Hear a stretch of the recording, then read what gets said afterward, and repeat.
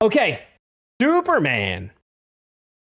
The very first review was leaked accidentally by Daily Beast, and they did not like it.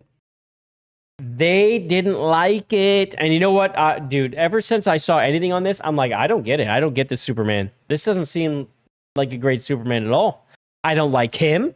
I don't like the whole premise of it. I don't like James Gunn at all. Like, as far as I'm concerned, James Gunn ends and begins over there with Guardians of the Galaxy. I don't really like anything else he does. Nothing.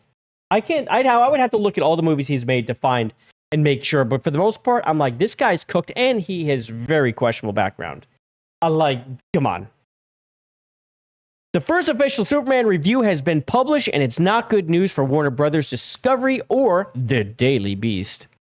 With Superman review embargo officially set to lift July 8th, folks, we are not even there. We are at July 6th. So they posted this too early. Warner Brothers has been keeping tight control over early critical reactions to James Gunn's highly anticipated DC reboot of Superman. However, that strategy hit a major snag late last night when the Daily Beast accidentally published its review ahead of schedule, and it wasn't pretty. How do you do this? Your entire job is to make sure that never happens. According to Tom from Midnight Edge, if you like the 90s Superman cartoon, you should like this according to critics he knows. I don't know about that. They made a weak Superman, dude. He's weak. Though the review was quickly taken down and stayed up long enough to send shockwaves through social media, screenshots and summaries spread like wildfire, and the early verdict is already fueling doubts about the direction of DC's revamped cinematic universe. So what did it say? The headline said, "Terrible news, Superman is final nail in the superhero cinema's coffin." Yikes. That is fucking crazy. That is a lot. Could you imagine, like, it's that bad? That's bad. That's bad, folks. That's not a good review. Now, I'm not one that's like, we listen to the critics and what the critics say goes. That is really bad. And remember, these people love James Gunn. They love him.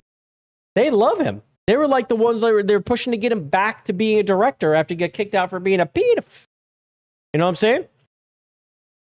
According to Daily Beast, Superman plays out like a Saturday morning cartoon that's overstuffed in a wash and over-the-top CGI insanity. The result, according to the Daily Beast, is action sequences so bombastic and relentless that they lose impact. It's a sensory overload that, in the critics' view, drowns out the emotional core.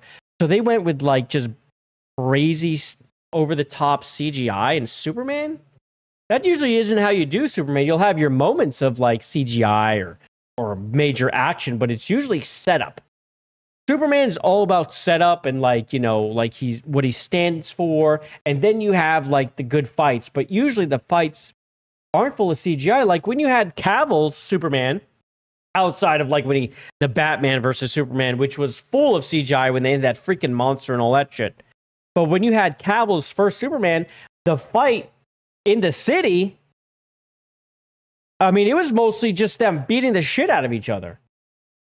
There wasn't a lot of CGI outside of, knocking over buildings and shit. But I mean, it wasn't like explosions and all this shit happening. Like, it wasn't. David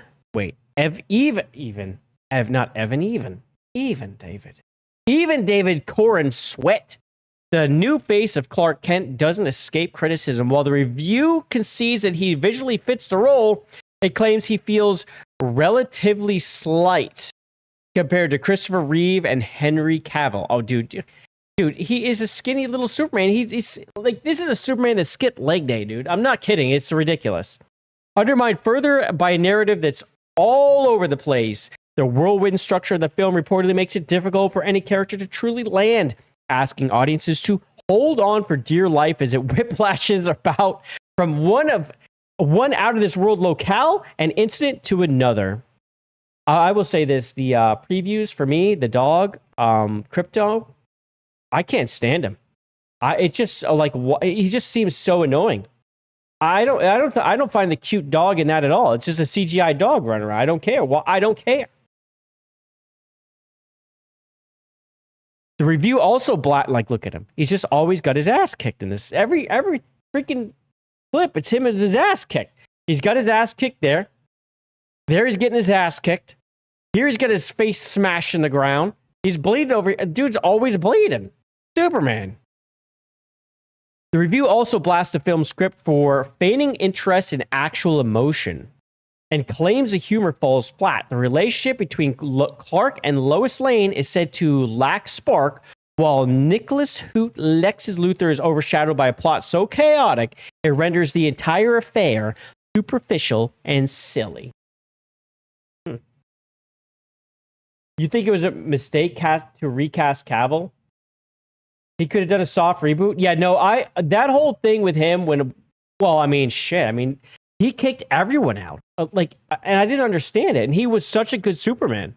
It's like that dude can't keep a role. He gets into his roles too. He gives a shit about his roles, which maybe makes him hard to work with. Like not being Geralt. What are we doing? We're really replacing him as Geralt. He's gone.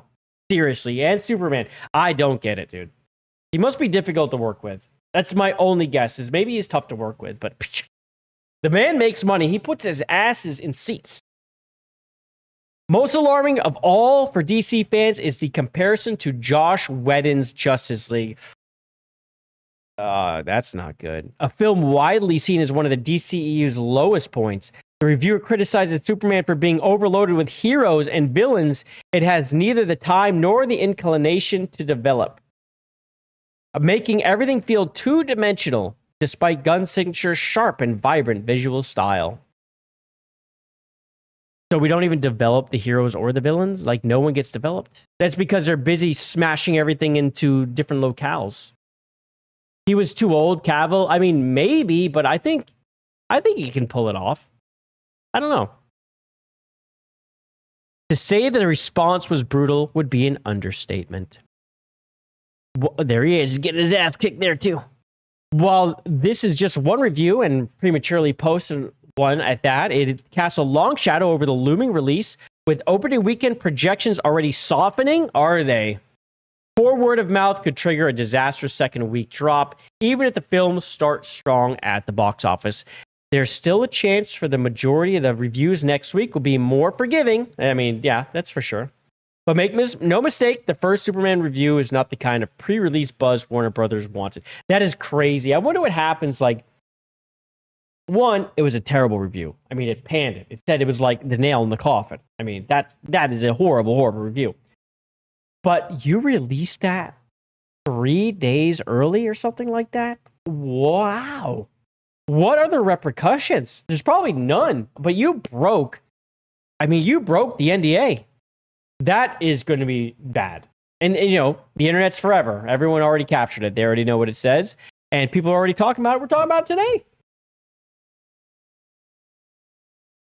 It reignites concerns that Gunn's vision for DC might be too niche. No, that's for sure. When they gave him like full run of the DC, I was like, DC's done, dude. This guy's a mess. Like this guy's visions, he can't world build, dudes.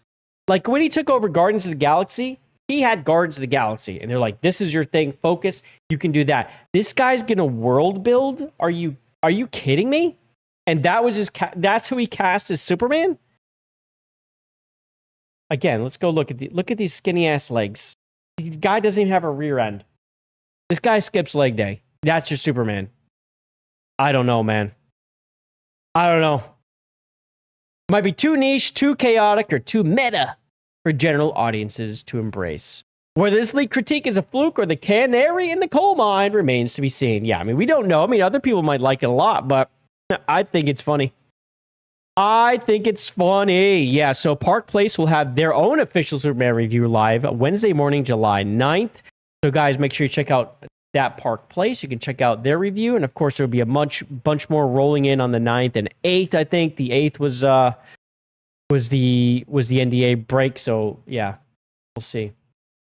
You loved this Suicide Squad movie? It was just a little bit goofy. I didn't really like it that much. I thought like the characters were pretty decent, but the actual movie, I was just like, take it or leave. I didn't really like it that much. You want it for 10 plus years? I mean, I guess so, but I feel like Cavill could pull it off. It's Henry Cavill. Let's go look what's Henry Cavill look like today. How old is he anyway? Henry Cavill. I mean, you tell me this guy can't pull off Superman for 10 more years? I think he can. That guy, I mean, you know, I don't swing that way, but if I did. Let's look up how old he is. 42? He could do it. He could do it. They could have had him. They just didn't want him. I think he's hard to work with. But hey, one thing we got now though is he has control of the Warhammer series on Amazon Prime, and we all know how good the series are on Amazon Prime because nothing gets in the way of a good series over there, just like Lord of the Rings. Owning every game.